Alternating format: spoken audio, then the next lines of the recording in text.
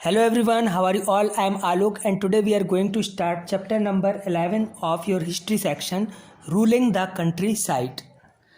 हमने हिस्ट्री के last chapters में देखा था कि ब्रिटिश एम्पायर कैसे इंडिया में आया, कैसे उसने अपना ब्रिटिश एम्पायर इस्टेब्लिश किया, कैसे कॉलोनियल आर्मी डेवलप की और एडमिनिस्ट्रेशन अपना बनाया।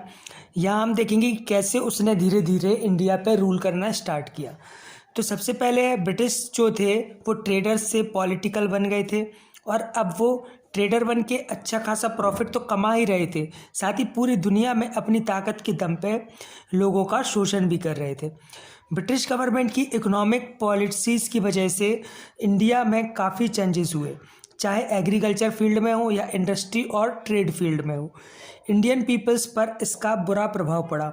उनसे मोटा टैक्स वसूला जाने लगा और उन्हें फोर्स किया जाने लगा कि आप कैश क्रॉप्स लगाओ, मतलब वो फसलें जिन्हें विदेशों में बेच के इन्हें अच्छा खासा पैसा मिल सके, अच्छा खासा कैश मिल सके, भले ही उनकी खेत की जो फर्टिलिटी है, उपजाऊपन है, वो ख़त्म हो जाए।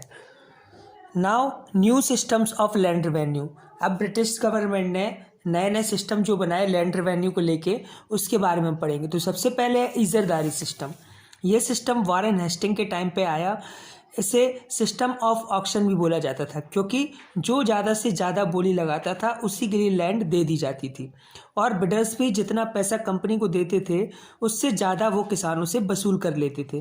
किसानों की हालत बहुत ज़्यादा ख़राब हो गई थी, उसका बहुत ज़्यादा शोषण होने लगा। बाद में इसे हटा दिया गया। Now permanent settlement. इस सिस्टम के अंदर ब्रिटिश ने लैंड रेवेन्यू को फिक्स कर दिया। जो भी राजा थे और तालुकदार थे उन्हें जमींदार बना दिया गया और फार्मर्स से एक फिक्स्ड रेंट कलेक्ट करने का ऑर्डर दे दिया। क्योंकि रेंट बहुत ज़्यादा था, आगे और भी प्रॉब्लम्स होने लगी। प्राइसेस जो थे, फूड प्राइसेस, वो बढ़ने लगे। थर्ड है रियोतवारी सेटलमेंट। रियोत मीन्स किसान, तो नाम से ही क्लियर है ये सेटलमेंट ब्रिटिश और फार्मर्स के बीच में था। थॉमस मुनरो ने इसे इंट्रोड्यूस किया था, इसलिए इसे मुनरो सिस्टम भी कहा जाता था। इस सिस्टम में इंटरमीडिएटर्स, मतलब जो जमींदार थे, उनको हटा दिया गया। अब किसान डायरेक्ट कंपनी को पे करते थे, हालांकि ये रेट बहुत हाई थे, प्रोडक्शन का 55%। यहाँ रिगिडिटी भी बहुत थी। फार्मर्स को तब भी टैक्स पे करना होता था जब उनकी फसल अच्छी नहीं आई हो, या ज़्यादा बारिश की वजह से, या बारिश ना होने की वजह से डिस्ट्रॉय हो गई हो। गरीब किसानों को मनी लेंडर पर डिपेंड होना पड़ता था। अपने खर्चे जो हैं उनको कर्ज लेके, मनी लेंडर से कर्ज लेके चलाना पड़ता था। लास्ट है महलवारी सेटलमेंट। महल मीन्स विलेज। ये हॉर्ट मैकेंजी ने इंट्रोड्यूस किया।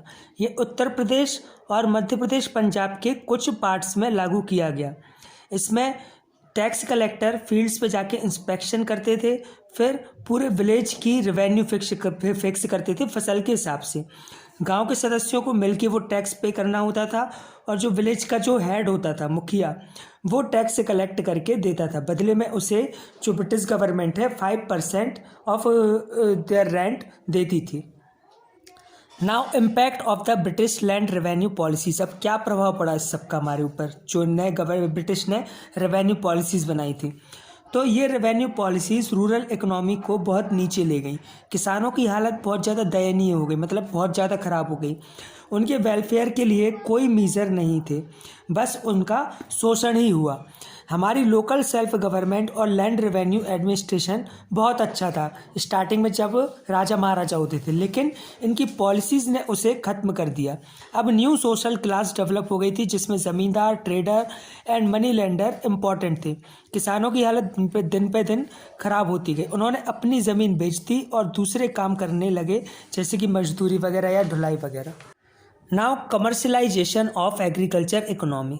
ब्रिटिश ने एग्रीकल्चर का कमर्शलाइजेशन किया। इन्होंने फार्मर्स को कैश क्रॉप उगाने पर फोर्स किया, जिनका इन्हें कैश में अच्छा पैसा मिलता था, जैसे cotton, T, sugar cane, Indigo. ये किसानों से बहुत ही कम दाम पे इसे खरीदते थे और हाई प्राइस पे वेस्टर्न कंट्रीज में सेल कर देते थे।